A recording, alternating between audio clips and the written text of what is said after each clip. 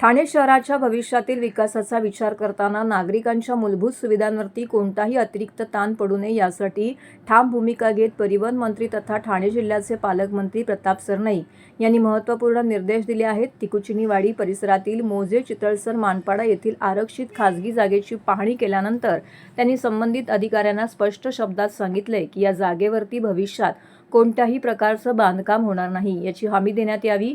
या जागेवर ठाणे महानगरपालिकेने उद्यानाचे आरक्षण टाकले असून ती जागा शहरासाठी हरित क्षेत्र म्हणूनच कायम राखण्यात यावी अशी भूमिका मंत्री सरनाईक यांनी व्यक्त केली आहे। नागरिकांना शुद्ध हवा, पर्यावरणपूरक परिसर आणि खुली जागा उपलब्ध व्हावी यासाठी हा परिसर संरक्षित ठेवणे आवश्यक असल्याचं त्यांनी सांगितलंय। यावेळी बोलताना मंत्री सरनाईक म्हणाले की आरक्षित जागेच्या मोबदल्यात संबंधित जमीन मालकास सुमारे 80 लाख चौरस फुटापेक्षा जास्त TDR देण्याचा प्रश्न अत्यंत संवेदनशील आहे।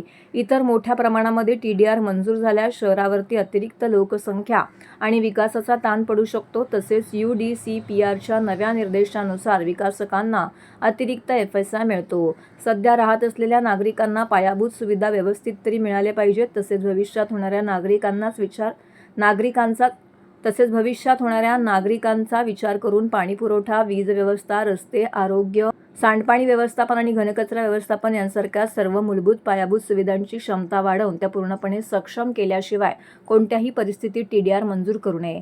गेल्या 20 वर्षापेक्षा जास्त काळ मी या विभागाचा लोकप्रतिनिधी आहे, त्यामुळे या नागरिकांनी माझ्याकडे ज्या विविध तक्रारी केल्या आहेत त्यानुसार मीही हा पाहणी दौरा आयोजित केला होता। या संदर्भात ठाणे महानगरपालिकेने शहरातील सर्वसामान्य नागरिकांना आवश्यक पायाभूत सुविधा पूर्ण क्षमतेने उपलब्ध करून दिल्यानंतरच संबंधित खासगी जमीन मालकास TDR देण्यात येईल अशी स्पष्ट भूमिका घ्यावी असे निर्देशही मंत्री प्रताप सरनाईक यांनी दिले। महानगरपालिका हद्दीमध्ये ही सुमारे 100 एकर जागा जी आहे ती 100 एकर जागा तुम्हाला काही इकडे यायचं नाही आहे का? म्हणजे मागे पत्रकार म्हणून चाललंय, या इकडे उभे राहा, तुम्हीच देणार आहेत ना सगळं।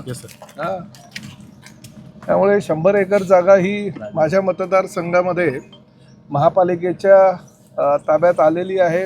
महापालिकेने न्यायालयामध्ये ज्या पद्धतीचं ॲफिडेव्हिट दिलेलं त्यानुसार ह्या जागेचा TDR म्हणजे DRC जवळजवळ 82 lakh square metre 82 lakh square फुटाचं बांधकाम ह्या ठिकाणी होणार आहे।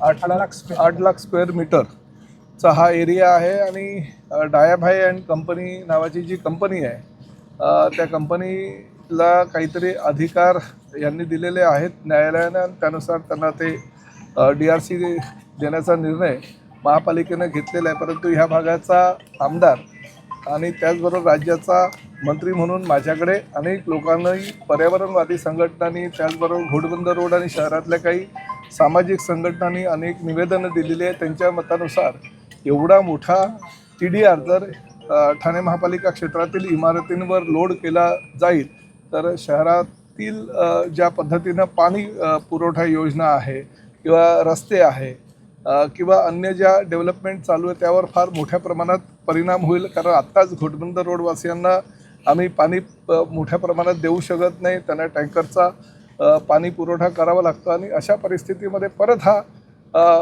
80-82 लाख स्क्वेअर फुटाचा जर TDR दिला एखाद्या कंपनीला तर निश्चितपणे शहराच्या बाकीच्या नियोजनामध्ये फार मोठ्या प्रमाणात प्रभाव पडेल।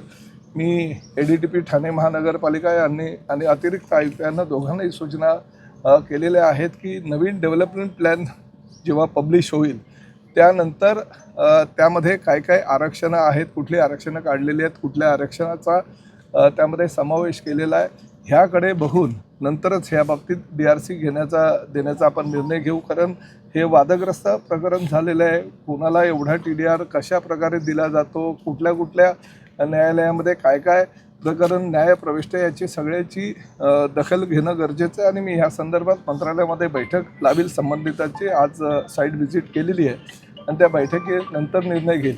शेवटी माझा मतदारसंघ आहे, गेल्या 20 वर्षापासून मी नेतृत्व करतो आणि माझ्याच मतदारसंघामध्ये अशी विकास कामं व्हायला हवी ह्या मताचं मी आहे। प्रामुख्याने ही जी जागा महापालिकेच्या ताब्यात आली तर त्या ठिकाणी निश्चितपणे चांगला विकास आपल्याला करता येईल। भविष्यामध्ये या ठिकाणी जिजामाता उद्यानामध्ये जसं मुंबईला सर्वसामान्य लोकांना आपण चांगल्या पद्धतीची सुविधा दिलेली आहे तशाच पद्धतीचं ठाणे महानगरपालिकेच्या माध्यमातून जिजामाता उद्यानाच्या धर्तीवर म्हणजे राणीच्या बागेच्या धर्तीवर इकडे अभयारण्य करायचा आम्ही विचार करू, परंतु तोपर्यंत तरी ह्या प्रकरणाला म्हणजे जे DRC आपण देणार आहोत ते थांबवावं आणि पुढील DP पब्लिश झाल्यानंतर त्या बाबतीतला निर्णय घ्यावा अशा मी सूचना केलेल्या आहेत.